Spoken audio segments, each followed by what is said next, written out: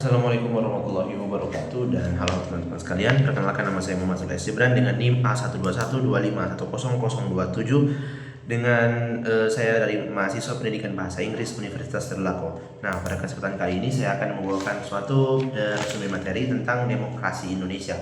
Nah, saya akan sedikit membahas tentang tentang penjelasan singkat mengenai apa sih tentang demokrasi di Indonesia sendiri. Nah, saya akan masuk pada materi pertama, yaitu tentang demokrasi Pancasila. Nah, demokrasi Pancasila ini adalah demokrasi yang terpakai di Indonesia.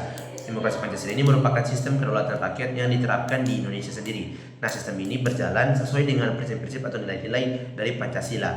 Nah, dengan mengutamakan misalnya semangat kekeluargaan, musyawarah untuk mencari mufakat, gotong royong, keadilan, menjamin hak asasi, yang sebagaimana itu sudah ada diamanatkan di Undang-Undang 1945. Nah, prinsip dasar dan demokrasi ini adalah suatu kedaulatan rakyat yang dimana rakyat ditetapkan sebagai pemegang tertinggi dari kekuasaan tersebut. Nah, dalam praktiknya di Indonesia, sistem ini menganut sistem pemerintahan presidental atau sistem yang memberikan kekuasaan ganda kepada presiden, yaitu sebagai kepala negara dan kepala pemerintahan. Nah, struktur kekuasaan ini menjadi 3 lapis, yaitu eksekutif, legislatif, dan yudikatif. Nah, masing-masing ini memiliki kelebihan dan kekurangan masing-masing. Nah, Indonesia sendiri menerapkan demokrasi perwakilan, yang dimana sistem politik ini warga memilih wakil yang melalui pemilihan umum untuk menjadikan kebijakan atau undang-undang atas nama mereka. Setiap perwakilan ini juga memiliki kelebihan dan kekurangan mereka sendiri juga. Nah, negara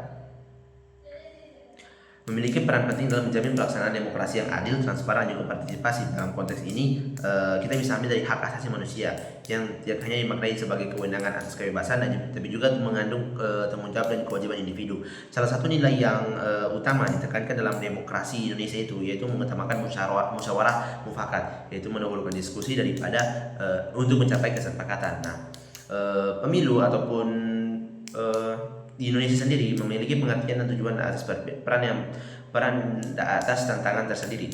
Nah, pemilu menjadi sarana untuk mewujudkan keseimbangan antara hak dan kewajiban warga negara. Sebagai individu yang tinggal di suatu negara, setiap warga yang di suatu negara itu berhak memperoleh hak-hak sekaligus menjalankan kewajibannya. Nah, dalam hal ini untuk menjaga keseimbangan dan juga kekuasaan, harusnya diterapkan prinsip check and balance yang meliputi pengertian penerapan individu seperti hubungan antar eksekutif dan legislatif serta yudikatif dengan legislatif dan eksekutif. Nah, ini dengan tujuan untuk mencegah adanya pemusatan dalam satu kekuasaan. Nah, secara keseluruhan ini dapat kita simpulkan bahwasanya demokrasi di Indonesia ini adalah sistem pemerintahan yang berakar pada nilai Pancasila. Nah, dengan mengutamakan musyawarah untuk mencari mufakat serta menghormati hak-hak prinsip merakyat. Nah, itulah ciri utama dari keseimbangan dan kepentingan individu dan kolektif. Itu keseimbangan antara kepentingan individu dan kolektif. Nah, dengan mekanisme perwakilan melalui pemilu, meskipun tidak terlalu sempurna di Indonesia, demokrasi Indonesia terus berkembang menuju tata kelola pemerintahan yang lebih partisipatif dan juga berkeadilan. Itulah beberapa resume pernyataan dari saya. Saya ucapkan banyak terima kasih.